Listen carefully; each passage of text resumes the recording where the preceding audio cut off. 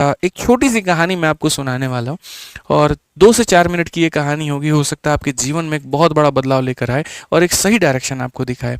तो ये कहानी शुरू से लेकर के अंत तक सुनना, क्योंकि ये कहानी एक कच्चे रास्ते की है जो बाद में एक सही लक्ष्य तक लेकर के जाती है। The entire root.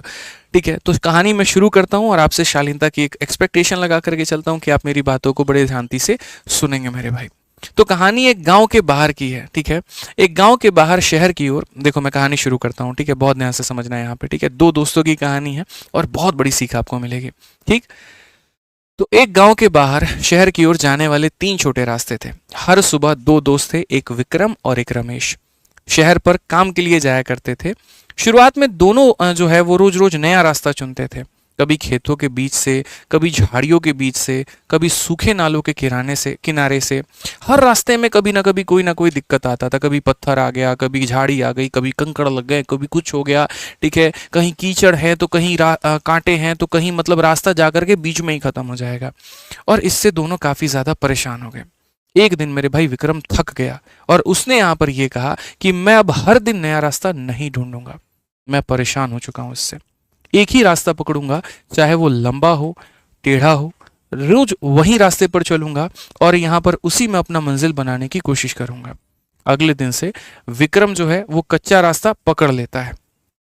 शुरुआत में वही कीचड़, वही रुकावटें, लेकिन अब उसे पता था कि उसको झुकना कहाँ पर है, उसको कूदना कहाँ पर है, उसको कहाँ पर धीरे चलना है, उसको कहाँ पर अपनी ऊर्जा बचा करके चलनी है। और हर दिन उसी रास्ते पर चलते चलते धीरे धीरे वो रास्ता साफ होता गया। झाड़ियां हटती चली गईं, पत्थर किनारे होते चले गए और एक साफ सीधी पगडंडी बन जाती है।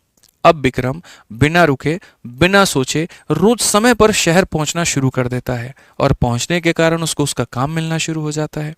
दूसरी तरफ हमारा वो रमेश भाई जो अभी भी हर दिन नए रास्ते की तलाश कर रहा होता है। कभी रास्ता शॉर्टकट मिल गया तो जल्दी पहुंच जाएगा और कभी रास्ता लंबा मिल गया तो बहुत देर से वो पहुंचेगा। हर दिन वो वहीं से शुरू करता था जहां पर वो मेरे भाई कल पे था। तो इससे सीख क्या मिली मैं आपको बताता हूँ। स्टूडेंट लाइफ में कच्चा रास्ता क्या कहता है आपको पता है? 4 बातें होती हैं, समझिए। सबसे पहला, हर दिन नया रास्ता ढूंढना। अब ये हर दिन नया रास्ता ढूंढना क्या बताता है? हर दिन नया रिसोर्स, नया टीचर, नया स्ट्रेटजी। जितना आप अलग अलग सोर्सेज में उलझते हैं उतना ही आपका बेस कमजोर होता जाता है।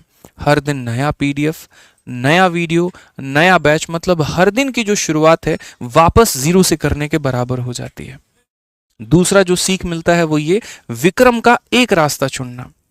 एक टीचर, एक किताब, एक प्लान। बार बार जब आप एक सोर्स को बार बार पढ़ते हैं, रिवाइज करते हैं, तो आपकी अंडरस्टैंडिंग और गहराई पकड़ती है। उसी तरीके से जैसे विक्रम ने एक रास्ता साफ किया, आप भी सिलेबस को साफ साफ समझना शुरू कर देते हैं। वो कहते हैं ना, ब्रूसली की लाइन है वहां पर कि मुझे उस व्यक्ति से डर नहीं लगता है जिसको लड़ने के 10,000 तरीके आते हैं, मुझे उससे डर लगता है जिसने एक ही तरीके को 10,000 बार प्रैक्टिस किया हो। तो जो हमारा विक्रम भाई है वो क्या कर रहा है, वो एक ही रास्ते पर कई बार चला। उस रास्ते में आने वाली सारी अड़चनों को उसने साइड में कर दिया और उसने अपना एक सीधा रास्ता बना लिया। शुरू में उसको कठिनाई तो हुई है, लेकिन उसके बाद में क्या, उसकी मंजिल बड़ी साफ हो गई। सेम कहानी आपके साथ में है। जब आप एक किताब को पढ़ोगे, बार बार पढ़ोगे, आपको प्रॉब्लम आएगी, लेकिन उसके बाद में यहाँ पर आपके रास्ते क्लियर होते जाएंगे। 4 जगह आप भटकोगे नहीं। तो तीसरा बिंदु मेरा इसी में है कि शुरुआत में जो तकलीफ है वो होगा। रिवीजन आपको बोरिंग लगने लगेगा, एक ही बुक को बार बार पढ़ना मोनोटोनस लगने लगेगा, लेकिन यही प्रैक्टिस, यही दोहराव, यही आपको मास्टरी की ओर लेकर के जाएगा। और मास्टरी जो होती है वही सिलेक्शन लेकर के आती है।